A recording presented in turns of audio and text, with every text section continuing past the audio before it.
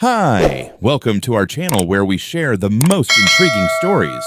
When a glossy envelope arrived offering a rancher peanuts for his ancestral Wyoming land, it seemed like a bad joke. But buried in that offer was a secret. An entire luxury community had been built on stolen soil, and they just picked a fight with the wrong cowboy. When the letter arrived, I thought it was some kind of marketing joke. It came in a glossy envelope, complete with an embossed seal and return address from Silver Mesa Heights Community Association. That name alone should have tipped me off. Nothing good ever comes from something calling itself an association. Still, I opened it, curious. Inside was a formal letter, signed in an aggressive cursive by a Karen Walsh, president, offering to purchase your agricultural holdings for the purpose of community development, conservation, and recreational expansion. Their generous offer, $150,000 for nearly 600 acres of prime Wyoming pasture land, complete with its own well, creek, and road access. I reread the number 3 times before laughing out loud. My old dog, Red, lying by the stove, perked up like he thought I'd gone crazy. I leaned back in my chair and stared at the ceiling. This wasn't a joke. It was an insult wrapped in legalese. Then came the kicker. The letter threatened that if I didn't engage in constructive dialogue within 10 business days, the HOA would pursue action through the County Board of Development for forced reassignment under community interest clauses. Translation: they were going to try to take my land by force, through the county, over my dead body. I've lived on this ranch since I could walk. My grandfather bought it after World War II when land was cheap and banks were generous to returning soldiers. 35,000 acres of high plains and pine, stretching from the old rail line down to the Shale Ridge, including a chunk of land right in the middle of what is now Silver Mesa Heights. That chunk had once held a mining camp, Lang No. 7 Shaft back when coal was king. It had been dormant since the 60s, but the deed was still clean, untouched, ours. I didn't respond to the letter. Instead, I drove into town the next morning and parked in front of the county records office. Cold wind bit through my jacket as I made my way inside, where the clerk, Holly, looked up and smiled. She's known me since I was in Little League. "Haven't seen you in a while, Justin. You okay?" "Yeah," I said, handing her the letter. "But I need to pull the land records on Silver Mesa Heights." Her eyebrows went up. "They trying to sue you?" "Worse. They think they can buy me out. I need to see who actually owns what out there." An hour later, I was at a back table, surrounded by survey maps, scanned deeds, and old lease agreements. The HOA development sat like a tick in the middle of my family's land, more specifically on Parcel 42 Alpha, leased in 1948 by the Lang family to what was then the Bighorn County Land Trust for a 99-year term. I flipped through the lease. The termination clause was clear, non-renewable without express written agreement from the Lang family. And guess what? Nobody ever renewed anything. As far as the law was concerned, I still owned it all. Their gentrified sidewalks, their bougie golf club, their imported decorative maples, all of it stood on my dirt, and they had no idea. I gathered the maps, made copies of the original lease, and drove straight to my attorney, Evelyn Marsh. She's the kind of woman who once made a judge cry without raising her voice. "They think they're buying 600 acres from you for a song," she said, reading the letter. "Do they even know who you are?" "They will soon," I said, sliding over the lease copy. "I want to make it official. Let's notify the county." Evelyn smiled like a timberwolf spotting a crippled elk. "Oh, we're going to do more than that. We're going to remind them who owns the ground they walk on." By the time I drove back out to the ranch that evening, the sun was dipping low behind the hills. My phone buzzed as I passed the front gate. Email from Evelyn. She'd already filed an official notice of inquiry with the county recorder's office, flagged the lease, and drafted a letter to the HOA's legal counsel. The game was on. The invitation came 3 days later, slid under the gate at the edge of my property in a cheap envelope with faux gold lettering. "You are cordially invited to an open dialogue regarding land negotiations," it read, "at the Silver Mesa Heights Community Hall, Thursday at 5 p.m. Attire, business casual." I considered tossing it in the fire, but something told me it was better to look this beast in the eyes. So, Thursday afternoon, I saddled up, not on a horse, but in my old Ford Super Duty, still dust-covered from a morning out near the southern boundary line, and drove the 30 minutes into enemy territory. Silver Mesa Heights was everything I hated about modern development. Identical beige homes with artificial stone facades, winding roads named after birds that had never flown here, and hedges trimmed with military precision. HOA paradise. The community hall sat near the golf course, flanked by ornamental fountains and flagpoles. I parked out front like I owned the place, because in a way, I did. My boots echoed off the polished concrete floors as I stepped inside. The air smelled like air freshener and expensive desperation. There were maybe 20 people in the room, all dressed in what I could only call boardroom cowboy. Pressed jeans, spotless boots, faux flannel. At the far end of the room stood a woman in a white blazer with a name tag that read, Karen Walsh, President. She was already talking when I walked in. Must keep in mind that certain individuals may attempt to distort facts for personal gain. Our goal is unity, not division. I cleared my throat. You must be talking about me. Heads turned. Karen's smile tightened as I approached. Mr. Lang, she said with mock warmth, thank you for accepting our invitation. Didn't say I accepted. Just came to hear what fantasy world this HOA's operating in. That ruffled her. She gestured toward a table. Shall we sit? There's much to discuss. We sat at opposite ends. Two men flanked her, one in a suit, probably their lawyer, the other an HOA board member with the expression of a man who's never been told no. Karen started. I understand you received our proposal. I hope you realize our offer was made in the spirit of progress and community development. I realize it was a joke, I replied, and that you're squatting on land you don't own. Karen gave a short laugh. Oh, come now. These threats may work in backwoods land disputes, but here in Silver Mesa, we operate under governance and procedure. I pulled out the copy of the lease. This backwoods document says otherwise. You're on Lang land, always have been. And unless I missed something, you haven't paid a dime in rent for over 20 years. That hit like a gunshot. Her lawyer leaned over to look at the document. The color drained from the board member's face. Karen, to her credit, didn't flinch. Not yet. We'll review this, she said curtly. But even if it were accurate, the doctrine of adverse possession may come into play. We've built infrastructure, invested. There's no adverse possession in Wyoming without hostile use and notice. And you didn't even know whose land you were on. That's not adverse. That's ignorant. Karen's mask cracked just enough for me to see the fury flicker behind her Botoxed smile. Mr. Lang, this doesn't need to be adversarial. Surely we can reach a private agreement. I stood. Oh, I agree. But I think you misunderstood who's negotiating here. I handed her a copy of the cease and desist Evelyn had prepared. Official notice of unauthorized development, demand to halt all HOA activities on Lang-owned parcels, and request for immediate removal of structures on parcels 42A, 42C, and 43D. Karen scanned it, her jaw tightening with every line. This will cripple the community, she whispered. No, Karen, I said, turning to walk away. This just exposes what's been rotting underneath it. As I left the hall, I could feel the weight of their stares on my back, silent, stunned, and afraid. The real shock hadn't even started yet. I didn't even make it back to the ranch before the panic started. My phone buzzed nonstop all the way down the gravel road. Calls from unknown numbers, voicemails from nervous board members, one particularly frantic message from someone claiming to be legal counsel for the HOA. I ignored them all. By the time I pulled up to the barn, I'd already heard from Evelyn. The county office had logged our filings, and the notices were live. The hammer had officially dropped. The next morning, the real chaos began. It started with the bank. According to Evelyn, the Silver Mesa HOA had been trying to secure a new round of refinancing, likely to fund their half-finished eco park and overpriced walking trail project. But now, with the title status flagged and a pending property dispute in the public record, the bank froze everything. No money, no guarantees, no progress. Then came the insurance. Their general liability carrier pulled out after a hasty internal audit. Title encumbrance, they cited. Elevated risk due to unresolved land ownership.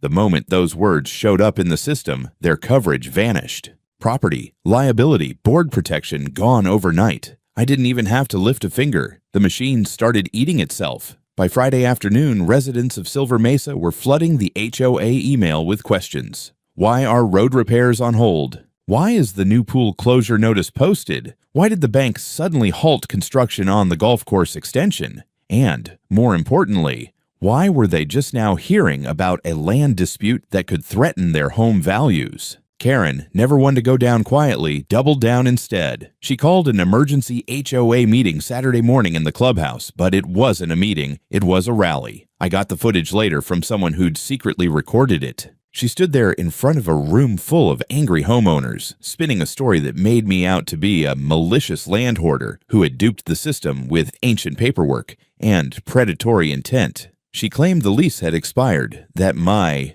family had abandoned the land, and that her legal team was preparing to neutralize my claims in court. And then, the real bomb, she proposed a new emergency measure, a community fund levy, which would require each homeowner to pay a special $5,000 fee to defend Silver Mesa from unjust external legal threats. I nearly choked on my coffee when I read that. The kicker, she claimed the vote had passed unanimously, but not everyone was buying it. Sunday morning, I got a knock on my office door. It was a man in his 60s, broad-shouldered, weathered face, well-worn jacket. Name was Tom Rayburn. He lived on Trail Creek Lane in Silver Mesa and had been on the HOA's original architectural committee. "Mind if I come in?" he asked. "I think we've both been on the receiving end of some grade-A bull." We sat down at my kitchen table. Tom explained that he and several other longtime residents were beginning to suspect something was deeply wrong. The vote Karen claimed had passed. None of them were informed about it. Several had never seen a ballot. The people she said had supported the levy, some were out of town. Others had voted no. One had been dead for 3 months. "I checked with 4 of my neighbors," Tom said. "All of them say their signatures were forged." I handed him a copy of the lease and the official land use filings. "She's been building on stolen land, Tom. Now she wants your money to cover the fallout." He rubbed his face and sighed. "Then it's worse than I thought." Tom didn't leave empty-handed. I gave him copies of everything, including the cease and desist, and encouraged him to speak to an attorney. If people inside Silver Mesa started turning against her, the whole facade could collapse before it even reached court. Before he left, he said something I won't forget. "She thought we were sheep. But it turns out, you're the shepherd." By Monday morning, 3 more residents had contacted me, quietly, nervously, asking for details. It was spreading. The HOA board was fracturing. The panic was becoming visible. And Karen. She was just getting started. I should have known Karen wouldn't just sit back and let things unravel. The woman had the tenacity of a raccoon in a dumpster fire, determined, shameless, and way too comfortable with filth. The day after my talk with Tom, Evelyn forwarded me a copy of a petition that had been submitted to the county clerk's office, a formal claim from the Silver Mesa HOA contesting my rights to the land. Their argument? That the lease was functionally abandoned, that the HOA had made significant and irreversible capital investments, and that therefore, by doctrine of implied easement and estoppel, the land was now effectively theirs. It was nonsense. Legal spaghetti thrown against a courthouse wall. But then I saw the signatures, dozens of them, residents, supposedly backing Karen's version of the truth. Some names I recognized, people Tom had told me were against the levy. Others I knew had explicitly stated support for my case in private. The best part? Right there, tucked between a Judy M. Rollins and a Stephen B. Hahn, was a man named Larry Fieldstone. Larry had died of a stroke 7 months ago. I drove straight to Evelyn's office. She was already flipping through the documents when I walked in. "Forgery," she said flatly, handing me the stack. "I've already contacted 3 people whose signatures appear here. All of them deny signing anything. Can we nail her on it?" Evelyn gave me a smile that could have frozen lava. "Oh, we're not just nailing her. We're building the gallows." She filed a formal complaint for fraudulent petitioning and signature forgery attached to the broader civil case. But that wasn't all. She also subpoenaed the HOA's internal communications, minutes, and records on the basis of deceptive collection of community funds. That's when we got our next break. One of the newer residents, a tech consultant named Andrea, forwarded Evelyn a private email thread between Karen and the HOA board. In it, Karen referred to me as the cowboy problem and detailed plans to outmaneuver the legal nuisance with sufficient PR and pressure. But the real kicker was a line buried in one of the replies from the HOA's treasurer. "Isn't the lease technically still valid? Should we be doing this without disclosure?" We had them. At the same time, Tom returned with even bigger news. He'd spoken to a former employee of the original land development firm that built Silver Mesa, an older gentleman named Walter Grant. now retired and living 2 towns over. Walter had handled document scanning and filing for the real estate firm in the late 90s and remembered the Lang parcel lease vividly. Everyone knew that land wasn't clean, he said. There was this whole mess with the mineral rights and the lease clock ticking, but the higher-ups said to push forward and keep quiet. Tom arranged for me to meet Walter at a diner just off the interstate. Walter was gray, stiff in the joints, and sharp as a scalpel. He came armed with a file folder of his own, memos, emails, dated internal faxes, enough paper to give a court clerk a stroke. I asked him point blank, did they knowingly build on land they didn't own? He didn't hesitate. Yes, they hoped the Lang family wouldn't notice before the 99 years were up, and by then they'd hide behind the homeowners. I thanked him and offered to pay for lunch. He refused. I've lived long enough to know when a man's been done dirty. You're not just defending land. You're defending truth. By the time I got home, Evelyn was already preparing witness statements and affidavits. We weren't just sitting on a property dispute anymore. We were sitting on a powder keg of willful fraud, coordinated deception, and now federal wire fraud, since the Levy communications had traveled across state lines. And Karen, she must have smelled the smoke, because the next day, I got served.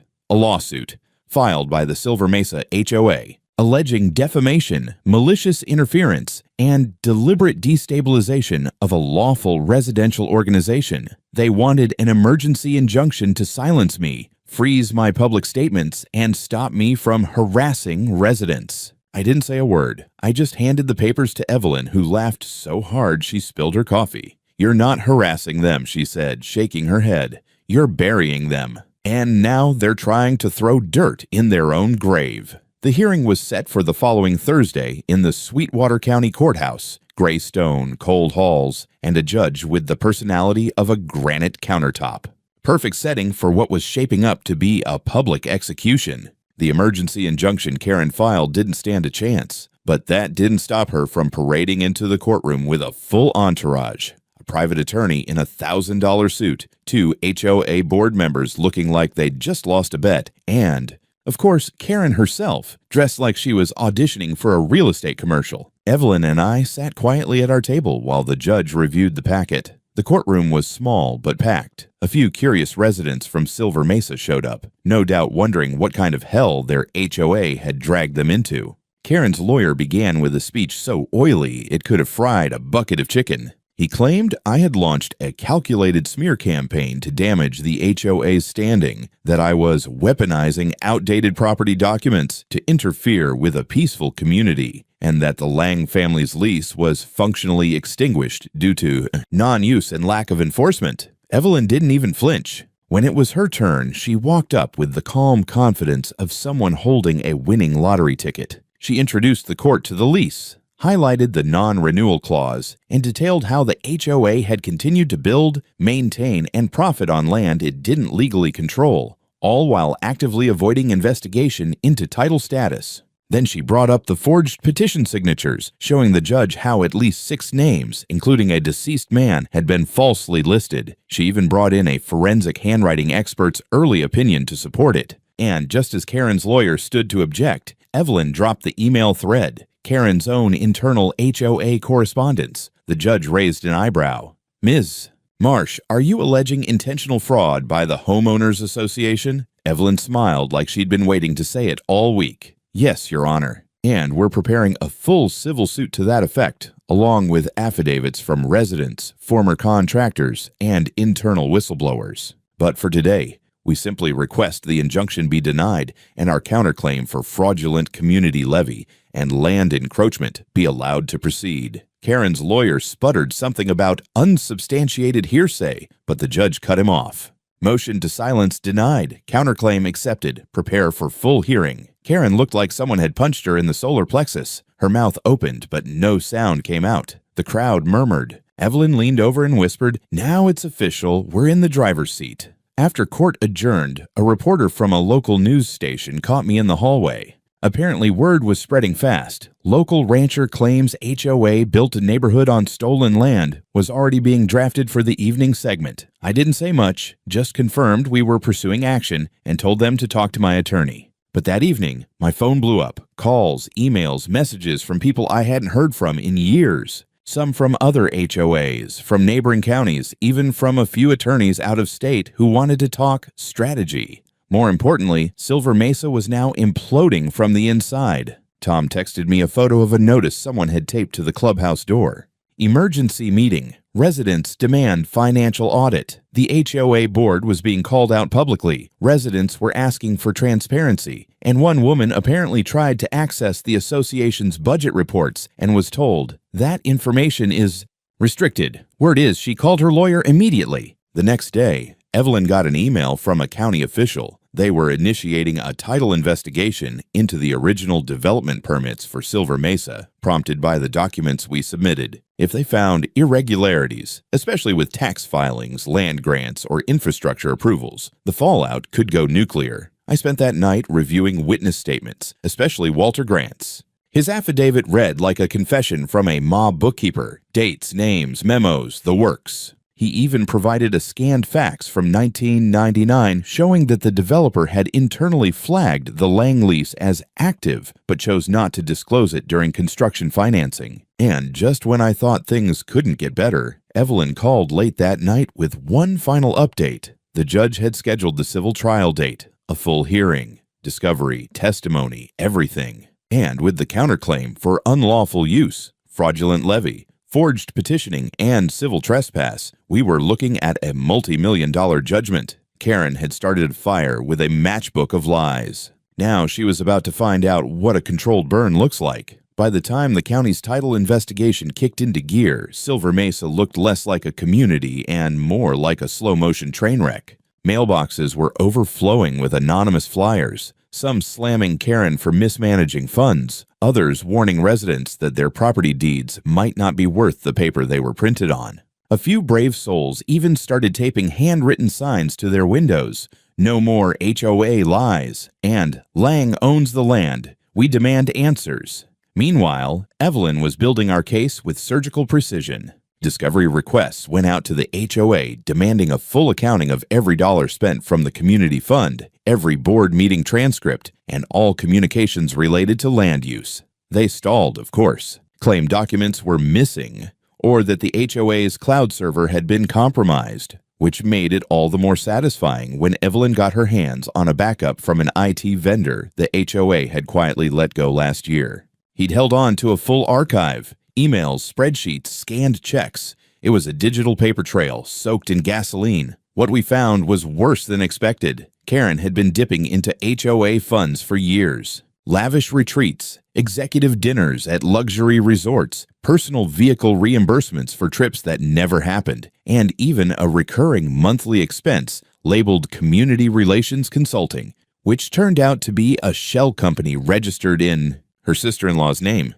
In total, nearly $160,000 unaccounted for. But it didn't stop there. We discovered that the emergency legal defense levy she pushed through with forged votes had been spent before it was even collected. She'd borrowed from the operating reserve, redirecting funds to cover previous deficits, ones she'd created with her personal mismanagement. The HOA was flat broke. Legally, morally, structurally. And yet, she still showed up to board meetings, sunglasses on indoors, spinning her narrative like nothing had changed. "This is a coordinated smear campaign," she said in one clip.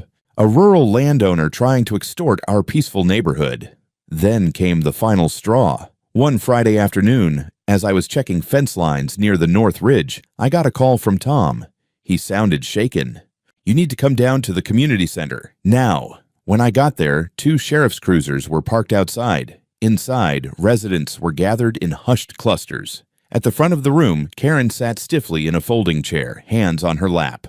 2 plainclothes investigators stood nearby. A deputy handed her a folder and read aloud the charges: criminal fraud, document falsification, unlawful collection of public funds, and misuse of fiduciary power. Someone gasped. Someone else applauded. Karen didn't speak, just stared forward as if waiting for someone to wake her up. They escorted her out of the front door in handcuffs. No one stopped them. The board collapsed overnight. 3 members resigned. The treasurer disappeared entirely. A temporary oversight committee formed, composed of residents who now just wanted answers and some damn peace. That night, I met Evelyn at her office. She had the final estimates tallied. Between back rent, property damages, civil fraud, and punitive penalties, she said, flipping through the paperwork. We're looking at a conservative claim of $3.2 million, possibly more if the judge tacks on personal damages. And the land? I asked. She smiled. Still yours, and the county just voided all HOA claims to it. Their charter's suspended. HOA operations are frozen. You're officially their landlord now. Congratulations, you own a luxury golf community. I didn't laugh. Not yet. Instead, I stared at the county seal on the first page of the judge's order. All rights to the land known as Silver Mesa Heights remain with the Lang family estate. I traced the words with my thumb, letting the weight of it settle. This wasn't revenge. This was reclamation. The courthouse was packed the morning our trial began, not just with lawyers and reporters, but with dozens of residents from Silver Mesa, some there to support me, others just desperate to know what the hell was going to happen to their homes. I walked in through the side entrance with Evelyn at my side and a steel thermos of black coffee in my hand. I hadn't slept well. Too many years of silence had led to this one moment where everything came boiling to the surface. Karen, on the other hand, was already seated at the defendant's table, pale and rigid, her wrists still bearing the faint pink mark where the cuffs had been days earlier. She had a new lawyer, a federal criminal defense type who looked like he charged by the syllable. Not that it mattered. No spin doctor could undo what was about to unfold. The state opened strong. The prosecutor laid it out in brutal detail, how the HOA, under Karen's leadership, had operated on land they never legally acquired. How they collected funds under false pretenses, forged documents, pressured residents into silence, and then tried to bury the truth when the lease surfaced. He introduced exhibits, the petition with fake signatures, internal emails, and receipts showing HOA money used for everything from spa treatments to a custom-built gazebo on Karen's private deck. Then came the witnesses. Tom testified first, calm and direct. He spoke about the rigged vote, the unexplained levies, and the fear tactics used to keep residents in line. Then Andrea, the tech consultant, took the stand and read from Karen's emails aloud. The line, "We can spin this cowboy nonsense into a PR win," hung in the courtroom like smoke. And then Walter Grant stepped forward. The man moved slow, but when he talked, you could hear a pin drop. He explained the buried lease records, the deliberate ignorance of the developers, and the pressure he faced to stay quiet. He even brought a printed memo from 1999 with the words "Lease in dispute, do not disclose to bank," stamped in red across the top. When it was my turn, I spoke plainly. I told the jury about my family's land, my grandfather's lease, the years I'd watched as people built over something they never asked for. I talked about the threats, the lies, and how close I came to just walking away from it all. But mostly, I talked about the people who'd trusted that HOA, who'd bought homes thinking their foundations were solid. None of this needed to happen, I said. If they'd just told the truth from the beginning, we wouldn't be here. Karen never looked at me. Her defense attorney tried to argue that she was just following precedent, relying on advisors, unaware of the deeper legal issues. But the jury wasn't buying it. The documents didn't lie. The forged signatures didn't lie, and Karen's own emails, cold, calculated, damned her more than anything else. After 6 days of testimony and less than 4 hours of deliberation, the jury returned their verdict. Guilty on all counts: fraud, forgery, criminal mismanagement, and malicious misuse of fiduciary powers. The civil verdict followed immediately after. The court awarded me $3.2 million in damages, plus full rights to enforce lease termination. The judge ruled that all HOA assets, including shared facilities and infrastructure, were now to be assessed under the Lang estate until a negotiated buyout or lease agreement could be reached. The courtroom didn't erupt. It didn't need to. The silence said it all. Karen was remanded into custody immediately. 17 years, with no possibility of parole for at least 10. She didn't cry. She didn't scream. She just stood up stiffly, turned once, perhaps toward the door, perhaps toward the life she'd torched, and disappeared behind the wooden divider. Outside the courthouse, cameras flashed. I gave a single statement. Justice was served. The land is ours. And next time someone offers you a lowball deal with a threat attached, check who really owns the dirt under your feet. A month after the verdict, I stood on the ridge above Silver Mesa Heights and watched the sunrise creep across what used to be their clubhouse, now quiet, empty, and locked behind a rusted gate. The HOA signs had been stripped from the fences. The fountains had been shut off. The golf course was overgrown at the edges, and the pool sat covered in a film of green, like a metaphor nobody wanted to say out loud. The land was mine again. Officially, completely. The county had dissolved the HOA charter within 2 weeks of the trial. The board resigned en masse, some quietly fleeing town, others just disappearing into their beige homes like ghosts. Karen was in a federal detention center downstate, and last I heard, she'd already tried and failed to file an appeal. 17 years. I'd call it justice, but it still felt too light. I didn't evict the residents. That wasn't the plan. Evelyn and I drafted lease agreements, real ones, clean ones, and offered them to the homeowners. Pay fair market value for the land your house sits on or move. No tricks, no threats, just clarity. Roughly half chose to leave, their homes sold off at a loss or repossessed by banks trying to salvage something from the wreckage. The other half signed with relief. Some even thanked me. I didn't know what was happening, one woman told me as she handed over her signed lease. We trusted them. I nodded and said nothing. There wasn't much to say. With the reclaimed land, I started building. Not more houses, not the plastic kind, but something that would last. On the northern bluff, I laid the foundation for a new community fire station staffed by volunteers from nearby towns. On the south end, we broke ground on a proper equestrian center, stables, a full arena, even training programs for kids. And on the old HOA common ground, where Karen once promised a private eco-park, I opened a public garden. No gate codes, no fees, just soil and sun. The entrance arch bore a new sign. Lang Ranch Commons, no HOA, just land, neighbors, and room to breathe.